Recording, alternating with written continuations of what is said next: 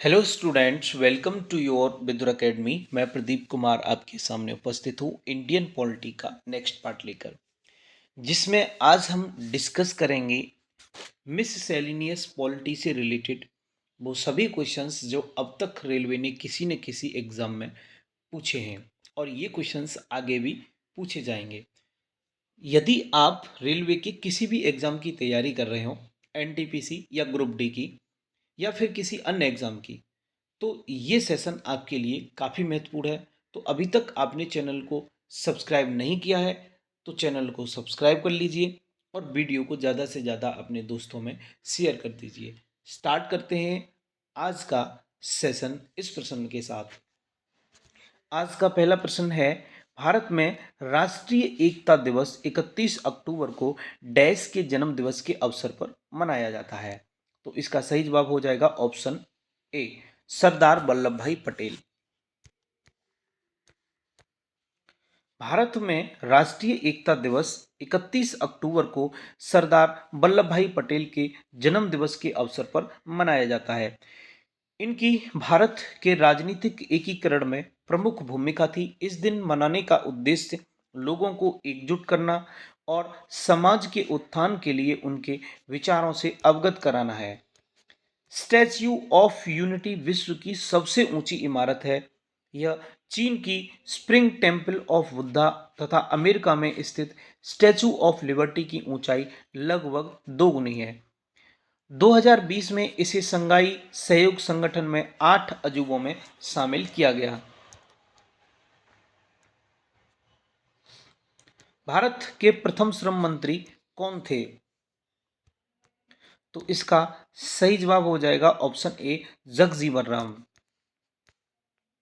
भारत के श्रम मंत्री जगजीवन राम थे। इन्हें बाबूजी के नाम से भी जाना जाता है। वर्ष 1946 में ये जवाहरलाल नेहरू की अंतरिम सरकार में सबसे युवा मंत्री बने। स्वतंत्रता के पश्चात इन्होंने 1952 तक श्रम विभाग संभाला। इसके बाद संचार विभाग 1952 से 56 तक, उसके बाद परिवहन और रेलवे 56 से 62 तक, देन आफ्टर परिवहन और संचार 1962 से 63 तक मंत्री पद का पदभार संभाला। कौन सी भाषा द्रविड़ भाषा परिवार की 4 सबसे बड़ी भाषाओं का हिस्सा नहीं है? तो इसका सही जवाब हो जाएगा ऑप्शन बी, संस्कृत। संस्कृत द्रविड़ भाषा परिवार की 4 सबसे बड़ी भाषाओं का हिस्सा नहीं है, बल्कि कन्नड़, तमिल और मलयालम ये द्रविड़ भाषा परिवार की 4 सबसे बड़ी भाषाओं में से 3 है। संस्कृत द्रविड़ भाषा परिवार की 4 सबसे बड़ी भाषाओं का हिस्सा नहीं है। द्रविड़ भाषा परिवार दक्षिण भारत की कई संबंधित भाषाओं का समूह है। इसमें मुख्यतः तमिल, तेलुगु, कन्नड़ और मलयालम आती है। भारतीय संविधान की निम्नलिखित में से कौन सी विशेषता आयरलैंड के संविधान से ली गई है? तो इसका सही जवाब हो जाएगा ऑप्शन सी, राज्य के नीति निर्देशक सिद्धांत। भारतीय संविधान के राज्य के नीति निर्देशक सिद्धांत की विशेषता आयरलैंड के संविधान से ली गई है। इसका उल्लेख संविधान के भाग 4 अनुच्छेद 36 से 51 तक में किया गया है। राज्य के नीति निर्देशक तत्वों की दशा एवं दिशा के आधार पर इन्हें 3 मुख्य श्रेणियों यथा समाजवादी, गांधीवादी और उदार और बौद्धिक सिद्धांत में विभाजित किया गया है।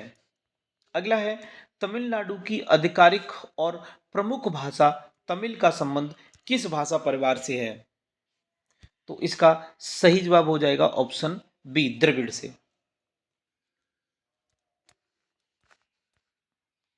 तमिलनाडु की आधिकारिक और सबसे प्रमुख भाषा तमिल का संबंध द्रविड़ भाषा परिवार से है।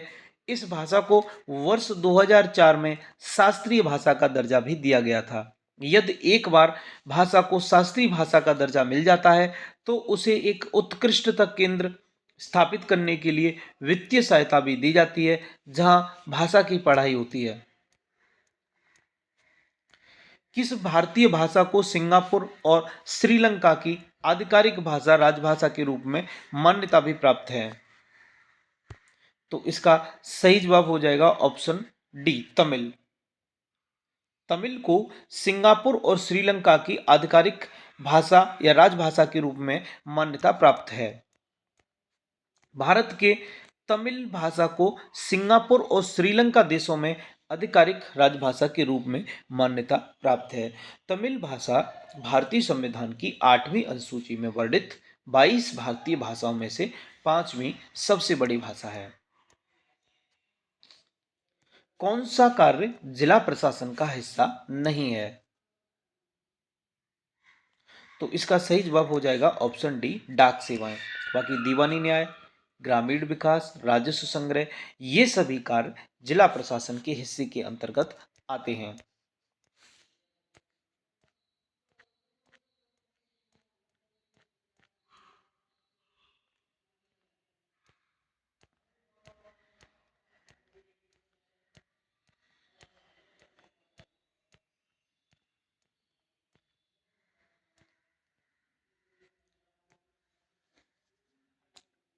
जिला प्रशासन के विविध कार्यों को निर्णय समूहों में वर्गीकृत किया जाता है। नियामक कार्य, विकास से संबंधित, स्थानीय निकायों से संबंधित कार्य, निर्वाचन संबंधी कार्य, आपात और अवशिष्ट कार्य, इसके अलावा ग्रामीण विकास, न्याय, राजस्व संग्रह इत्यादि भी इसी के अंतर्गत आता है। डाक सेवा जिला प्रशासन के अंतर्गत नहीं आता। डाक सेवा केंद्र सरकार के अंतर्गत संचालित होता है। किस वर्ष में भारतीय संग्रहालय अधिनियम पारित किया गया था? तो इसका सही जवाब हो जाएगा 1910 में। 1910 में भारतीय संग्रहालय अधिनियम पारित किया गया था। भारतीय संग्रहालय अधिनियम वर्ष 1910 में लॉर्ड मिंटो के काल में पारित किया गया था। ज्ञातव्य है कि 1866 ईस्वी में प्रथम भारतीय संग्रहालय अधिनियम पारित किया गया था। इस अधिनियम के अंतर्गत सभी ऐतिहासिक महत्व की अवशेष वस्तुएं, इमारतें व स्थानों को संरक्षित एवं सुरक्षित करने की जिम्मेदारी सौंपी गई है।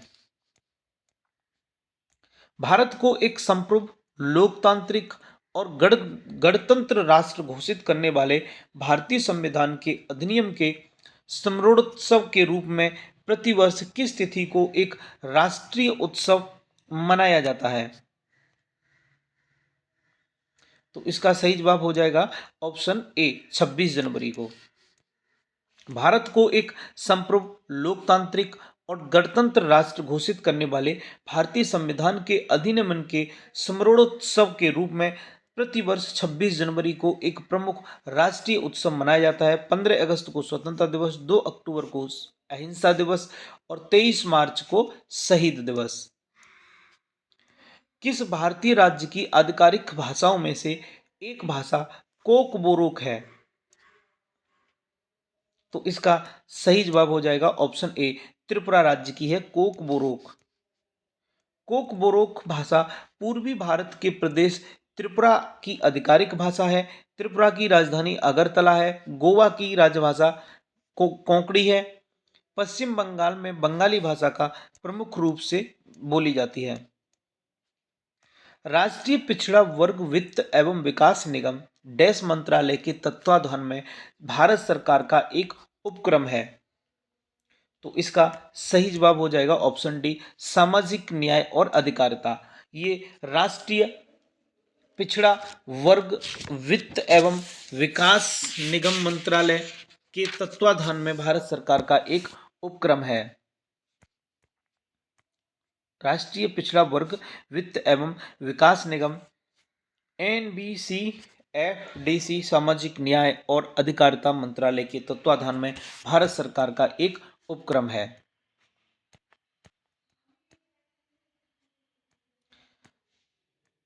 संगठन या संस्थानों का इनमें से कौन सा समूह भारत में संवैधानिक निकायों का एक उदाहरण है? तो इसका सही जवाब हो जाएगा ऑप्शन बी, भारत निर्वाचन आयोग, भारत के महान्यायवादी और संघ लोक सेवा आयोग। ये संवैधानिक निकायों के एग्जाम्पल हैं।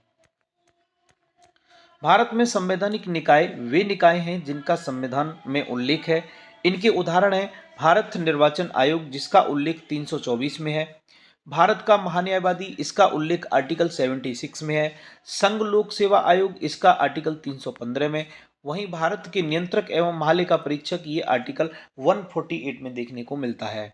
अगले क्वेश्चन की ओर मूव ऑन करते हैं। तो अगला क्वेश्चन है,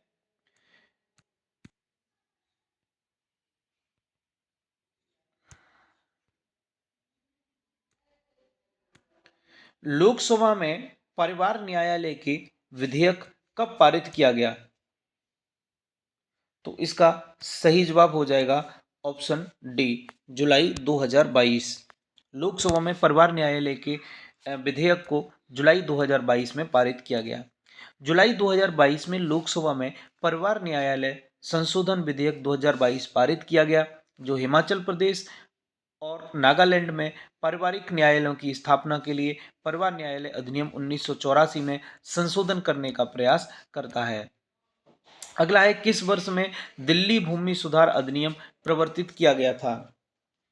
तो इसका सही जवाब हो जाएगा ऑप्शन ए, 1954 में। 1954 में दिल्ली भूमि सुधार अधिनियम प्रवर्तित हुआ था। वर्ष 1954 में दिल्ली भूमि सुधार अधिनियम प्रवर्तित हुआ था। यह अधिनियम विद्यमान काश्तकारी कानून में एक रूपता लाने तथा बिचौलियों की भूमिका को समाप्त करने के लिए बनाया गया था। अगला है, निम्नलिखित भारतीय भाषाओं में एक द्रविड़ मूल भाषा नहीं है। इसका सही जवाब हो जाएगा ऑप्शन डी, मराठी। बाकी तेलुगु, मलयालम और कन्नड़ ये सभी क्या है, द्रविड़ मूल भाषाएं हैं।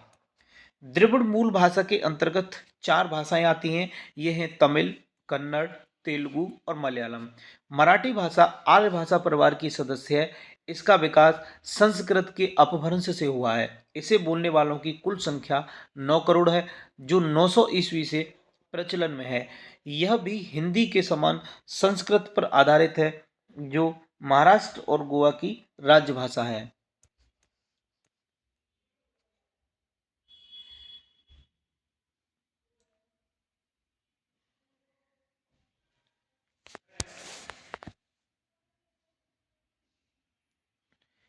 गांधी स्मृति दर्शन समिति GSDS का गठन कब किया गया था?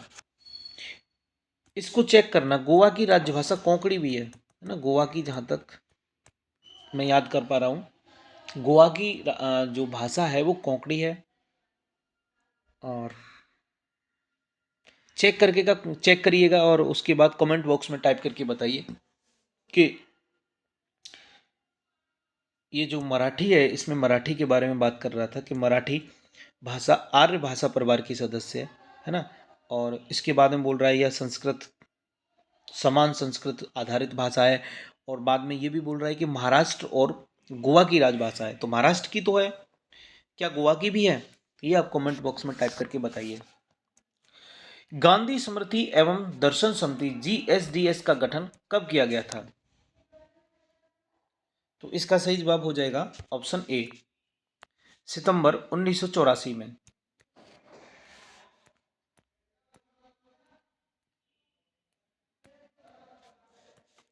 गांधी स्मृति एवं दर्शन समिति GSDS का गठन सितंबर 1984 में हुआ था। गांधी स्मृति एवं दर्शन समिति का लक्ष्य गांधी जी के जीवन लक्ष्य और विचार का प्रचार करना है। अगला है, इंसॉल्वेंसी एंड बैंक्रप्सी कोड 2016 ऋणदाताओं को लेनदारों से पैसा वसूल करने में सक्षम बनाने के लिए बनाया गया था। इस कानून को राष्ट्रपति की मंजूरी कब मिली थी? तो इसका सही जवाब हो जाएगा ऑप्शन डी, मई 2016 में। इंसॉल्वेंसी एंड बैंक्रप्सी कोड 2016 ऋणदाताओं को लेनदारों से पैसा वसूल करने में सक्षम बनाने के लिए बनाया गया था और इस कानून को राष्ट्रपति की मंजूरी से मई 2016 में मंजूरी मिल गई थी। दिवाला और दिवालियापन संहिता 2016 व्यावसायिक फर्मों के दिवाला समाधान से संबंधित विभिन्न कानूनों को समाहित करता है। यह दिवालियापन की समस्या के समाधान के लिए सभी वर्गों के देनदारों और लेनदारों को एक समान मंच प्रदान करने के लिए मौजूदा विधायी ढांचे के प्रावधानों को मजबूत करता है। इस संहिता पर राष्ट्रपति ने 28 मई 2016 को हस्ताक्षर किया था। अगला क्वेश्चन है, किसका संबंध केंद्र राज्य संबंधों में था? बताइए इसमें से कौन सा सही होगा। तो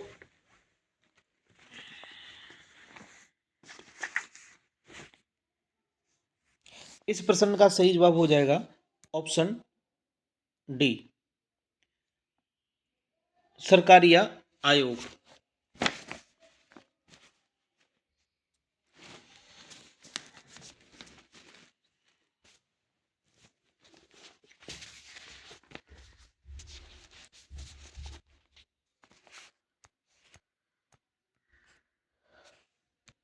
सरकारिया आयोग का गठन जून 1983 में भारत सरकार द्वारा केंद्र राज्य संबंधों से संबंधित शक्ति संतुलन पर संस्तुति देने के लिए किया गया था। इस आयोग के अध्यक्ष सर्वोच्च न्यायालय के न्यायाधीश न्यायमूर्ति राजेंद्र सिंह सरकारिया थे। आयोग ने अपनी रिपोर्ट वर्ष 1988 में सरकार को सौंपी, जिसमें केंद्र राज्य संबंधों को लेकर बिंदुवार 247 सिफारिशें की गई थीं। अगला क्वेश्चन है, निम्नलिखित में से कौन से कर केंद्र सरकार द्वारा संग्रहित नहीं किए जाते हैं? तो इसका सही जवाब हो जाएगा ऑप्शन ए, वृत्ति कर और स्टाम्प शुल्क ये केंद्र सरकार द्वारा संग्रहित नहीं किए जाते। संविधान के भाग 12 में अनुच्छेद 268 से 293 तक केंद्र राज्य वित्तीय संबंधों का प्रावधान है। केंद्र सूची के विषयों पर कर निर्धारण करने का अधिकार केंद्र सरकार को, राज्य सूची के विषयों पर राज्य सरकार को और संपत्ति के सूची के विषयों पर दोनों कर निर्धारण करते हैं। इसके अनुसार संपदा शुल्क, सीमा शुल्क, उत्पाद शुल्क केंद्र सरकार द्वारा संग्रहित किए जाते हैं, जबकि वृत्ति कर एवं स्टाम्प शुल्क ये राज्य सरकार द्वारा संग्रहित किए जाते हैं। अगला क्वेश्चन है, भारतीय संविधान में 22 अनुसूचित भाषाओं के अलावा किन दो अन्य भाषाओं को साहित्य अकादमी द्वारा मान्यता दी गई है? तो इसका सही जवाब हो जाएगा ऑप्शन डी, राजस्थानी और अंग्रेजी को ये इनको साहित्य अकादमी द्वारा मान्यता दी गई है। भारतीय संविधान में शामिल 22 भाषाओं के अतिरिक्त साहित्य अकादमी ने राजस्थानी तथा अंग्रेजी को भी उन भाषाओं के रूप में मान्यता दी है जिसमें अकादमी का कार्यक्रम क्रियान्वित किया जा सकता है। अगला है कि किसी भी लोक सेवक को निम्नलिखित में से क्या बनने की अनुमति नहीं है? तो इसका सही जवाब हो जाएगा ऑप्शन बी, सांसद। किसी भी लोक सेवक को सांसद बनने की अनुमति नहीं है, जबकि उसको किसी विश्वविद्यालय का उपकुलपति बन सकता है, मंत्रिमंडल सचिव बन सकता है, केंद्रीय मंत्री का निजी सचिव बन सकता है। लोक सेवक का सामान्य अर्थ होता है कोई सरकारी अधिकारी, ऐसा अधिकारी जिसे किसी सरकारी कामकाज के लिए नियुक्त किया जाता है। लोक सेवक को सांसद बनने की अनुमति नहीं है, जबकि वह किसी विश्वविद्यालय का उपकुलपति, मंत्रिमंडल सचिव और केंद्रीय मंत्री का निजी सचिव बन सकता है। अगला है कि हिमाचल प्रदेश का संस्थापक किसे माना जाता है? तो इसका सही जवाब हो जाएगा option D, doctor Yashwant Singh Parmar को हिमाचल प्रदेश का संस्थापक माना जाता है। डॉक्टर यशवंत सिंह परमार भारत के राजनेता एवं स्वतंत्रता संग्राम सेनानी थे। वह हिमाचल प्रदेश के प्रथम मुख्यमंत्री थे। हिमाचल प्रदेश को अस्तित्व में लाने और विकास की आधारशिला रखने में उनका महत्वपूर्ण योगदान रहा है, इसलिए डॉक्टर यशवंत सिंह परमार को हिमाचल प्रदेश का संस्थापक माना जाता है। अगला क्वेश्चन है, आरटीआई अधिनियम कब प्रभावी हुआ था? तो इसका सही जवाब हो जाएगा ऑप्शन डी, अक्टूबर 2005 में। राइट टू इंफॉर्मेशन आरटीआई का अर्थ है कि कोई भी भारतीय नागरिक राज्य या केंद्र सरकार के कार्यालयों और विभागों से किसी भी जानकारी जिसे सार्वजनिक सूचना माना जाता है को प्राप्त करने का अनुरोध कर सकता है। इसी के मद्देनजर भारतीय संसद ने सूचना का अधिकार अधिनियम 15 जून 2005 को पारित किया, जिसे 12 अक्टूबर 2005 को लागू किया गया। सूचना का अधिकार आरटीआई अधिनियम किस वर्ष में लागू हुआ था? तो इसका सही जवाब हो जाएगा ऑप्शन बी, 2005 में। सूचना का अधिकार अधिनियम भारत की संसद द्वारा पारित एक कानून है जो 12 अक्टूबर 2005 को लागू हुआ। यह कानून भारत के सभी नागरिकों को सरकारी फाइलों में दर्ज सूचना को देखने और उसे प्राप्त करने का अधिकार देता है। अगला है कि भारत में व्यवसाय संघ अधिनियम किस वर्ष पारित किया गया था? तो इसका सही जवाब हो जाएगा ऑप्शन बी 1926 में। 1926 में भारत में व्यवसाय संघ अधिनियम पारित किया गया था। भारत में व्यवसाय संघ अधिनियम 1926 में पारित किया गया था। यह अधिनियम सिविल या आपराधिक कार्य के विरुद्ध कई मामलों में पंजीकृत श्रमिक संघों को संरक्षण प्रदान करता है।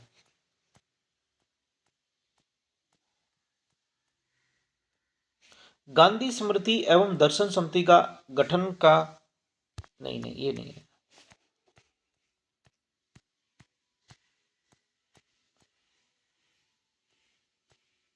अगला है भारत में इनमें से कौन सा संगठन आरटीआई अधिनियम से बाहर नहीं रखा गया है? इसका सही जवाब हो जाएगा भारतीय प्रतिस्पर्धा ब्यूरो। बाकी ये aviation research centre, research and analysis wing और इंटेलिजेंस ब्यूरो, इन सभी को आरटीआई अधिनियम के अंतर्गत रखा गया है। भारत के रक्षा विभाग से संबंधित कार्यालयों को आरटीआई अधिनियम से बाहर रखा गया है। अतः aviation research centre, research and analysis wing and intelligence bureau को आरटीआई एक्ट के तहत शामिल नहीं किया गया। लिचिंग, भीड़ द्वारा गैर कानूनी तरीके से पीट कर मार डालना के मामलों पर अंकुश लगाने के लिए कानून पारित करने वाला भारत का पहला राज्य कौन सा है? तो इसका सही जवाब हो जाएगा option B Manipur. Mob lynching यानी भीड़ द्वारा गैर कानूनी तरीके से पीट कर मार डालना के मामलों पर नियंत्रण लगाने हेतु कानून पारित करने वाला प्रथम राज्य मणिपुर है, जिसने वर्ष 2018 में ही मॉब लिंचिंग के विरुद्ध प्रस्ताव पारित किया था। इसके पश्चात राजस्थान तथा पश्चिम बंगाल में भी इस पर कानून पारित किया गया। अगला है कि आनंदपुर साहिब प्रस्ताव कब पारित किया गया था?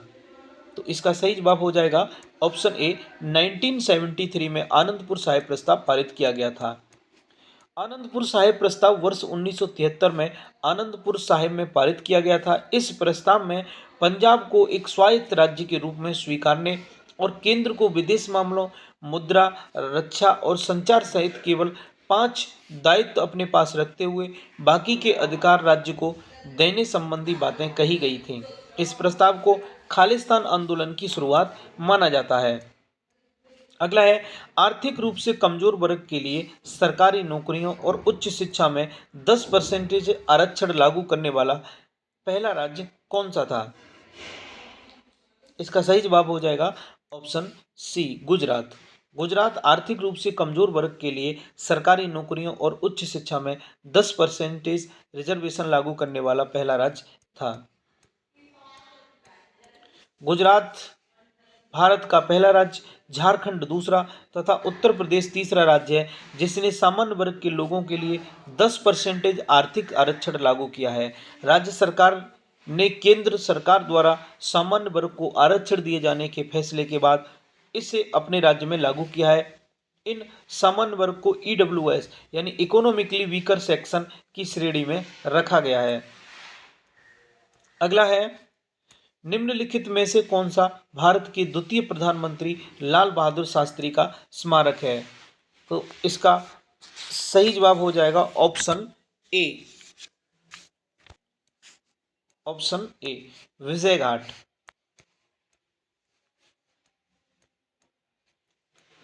विजय घाट लाल बहादुर शास्त्री का स्मारक है। विजय का अर्थ है जीत। उनके स्मारकों का नाम उस जीत के नाम पर रखा गया है जिसने 1965 में पाकिस्तान के खिलाफ भारत का नेतृत्व किया था। लाल बहादुर शास्त्री भारत के दूसरे प्रधानमंत्री थे। लाल बहादुर शास्त्री एकमात्र प्रधानमंत्री थे जिनकी मृत्यु भारत से बाहर 11 जनवरी 1966 को उज्बेकिस्तान के ताशकंद में हुई थी। राजघाट महात्मा गांधी का समाधि स्थल है। शांति घाट जवाहरलाल नेहरू का समाधि स्थल है। किसान घाट चौधरी चरण सिंह का समाधि स्थल है। अगला है कि निम्नलिखित में से कौन भारत में केंद्र राज्य संबंधों से संबंधित नहीं है? तो इसका सही जवाब हो जाएगा ऑप्शन डी, कोठारी आयोग। बाकी राजमन्नार समिति, पुंछी आयोग, सरकारिया आयोग, ये सभी केंद्र राज्य संबंधों से संबंधित हैं। कोठारी आयोग का गठन 14 जुलाई 1964 को डॉक्टर डी.एस. कोठारी की अध्यक्षता में 17 सदस्यों के साथ किया गया, जिसे राष्ट्रीय शिक्षा आयोग 1964 के नाम से जाना जाता है। राजमन्नार समिति 1969 से 71, सरकारिया 83 से 87, पुंछी आयोग 2007 से 10 ये केंद्र राज्य संबंधी सुधारों से संबंधित हैं। सरकार की वह प्रणाली जिसमें शक्ति को एक केंद्रीय प्राधिकरण और देश की विभिन्न संवैधानिक इकाइयों के बीच विभाजित किया जाता है, ये क्या कहलाती है? तो इसका सही जवाब हो जाएगा ऑप्शन बी, संघवाद। सरकार की वह प्रणाली जिसमें शक्ति को एक केंद्रीय प्राधिकरण और देश की विभिन्न संवैधानिक इकाइयों के बीच विभाजित किया गया है, यह कहलाती है संघवाद। संघवाद सरकार का वह रूप है जिसमें शक्ति का विभाजन केंद्र सरकार और राज्य सरकार अथवा क्षेत्रीय सरकारों के मध्य होता है, अथवा संघवाद सरकार की वह प्रणाली है जिसमें अलग अलग स्तर पर केंद्रीय, राज्य या क्षेत्रीय की सरकारें एक ही नागरिक समूह पर शासन करती हैं और अलग अलग स्तर की सरकारों के अधिकार क्षेत्र संविधान में स्पष्ट रूप से वर्णित होते हैं। इस तरह सरकार की संघीय प्रणाली में शक्ति को केंद्रीय प्राधिकरण और देश की विभिन्न संवैधानिक इकाइयों के बीच विभाजित किया जाता है। भारतीय संविधान में संघात्मक विशेषताओं को कनाडा से लिया गया है।